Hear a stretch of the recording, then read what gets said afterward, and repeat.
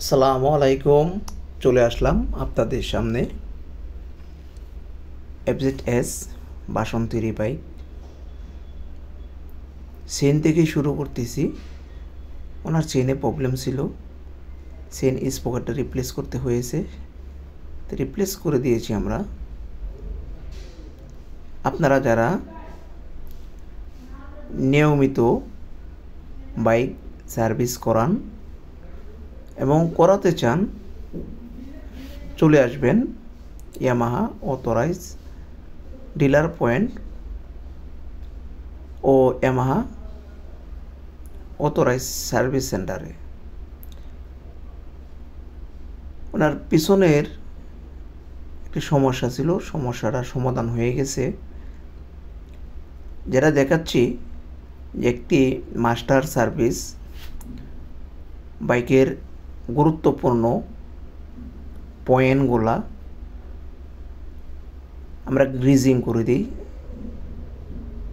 যদি কোথাও রিপ্লেস করতে হয় তখন সেটা আমরা কাস্টমারের সাথে কথা বলে অবশ্যই রিপ্লেস করে দেই। পাশাপাশি বাইকের পরিষ্কারের যে বিষয়টা, অবশ্যই একটা মাস্টার সার্ভিস করানোর সময় বাইক ভালোভাবে পরিষ্কার করতে হবে এবং পরিষ্কার করে নিতে হবে। দেখেন, আমি দেখাচ্ছি এখন বেল্ট ক্লিয়ারেন্স করব।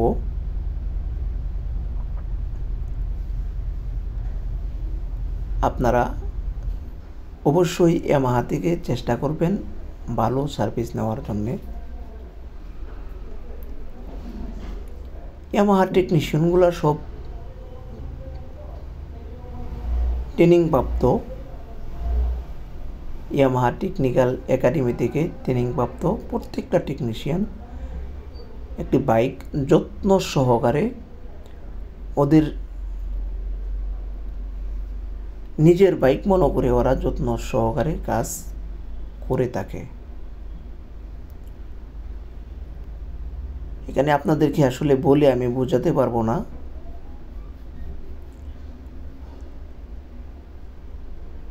বলতেছিলাম বেল্ট ক্লিয়ারেন্স।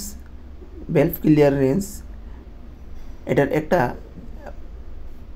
ফ্রি প্লের মাপ আছে, যে কোন বেল্ট কত ক্লিয়ারেন্স থাকবে। যে আমি দেখাচ্ছি 8-12। এটা অনেকেই বোঝে না কেমনে কাজ করতে হবে। আমি ফিলার গেজ দ্বারাই অ্যাডজাস্ট করে দিব।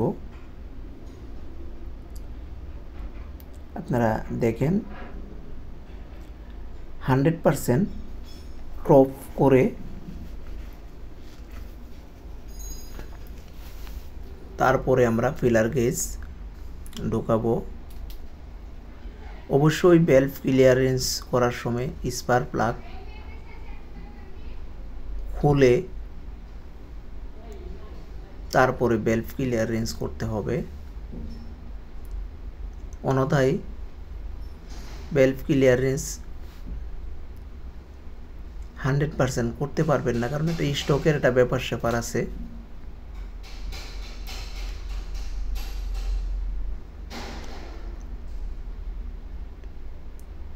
ইনটেকে 8 ফিলার গেজ আমরা ঢুকিয়েছি অলরেডি।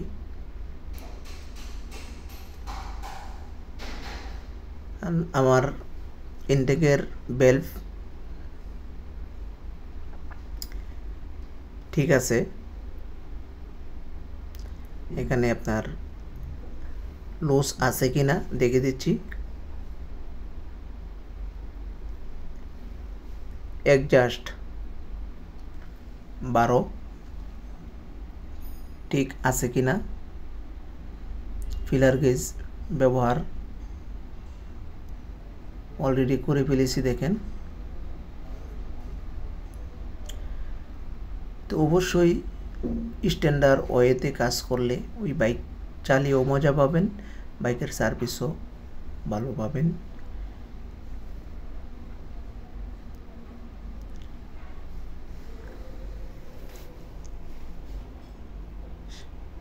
সামনে ইয়ামাহা যে লোগোটা দেখতেছেন এটা আমাদের কাছে অ্যাভেলেবেল পাওয়া যায়, অবশ্যই কারো প্রয়োজন পড়লে নিতে পারবেন।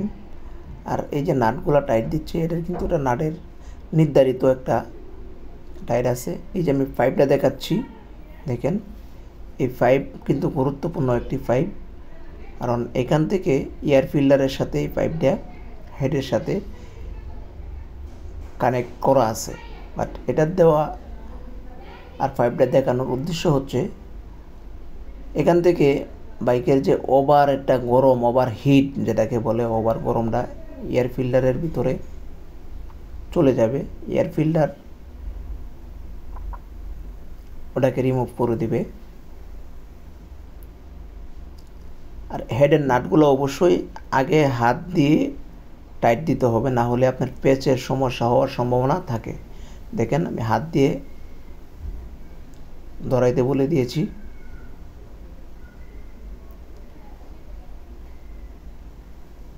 আজকে আমার ভিডিও যারা দেখতেছেন দেখবেন, অবশ্যই লাইক কমেন্ট শেয়ার দিয়ে দিয়েন। আজকের মতো এ পর্যন্তই। আল্লাহ হাফেজ।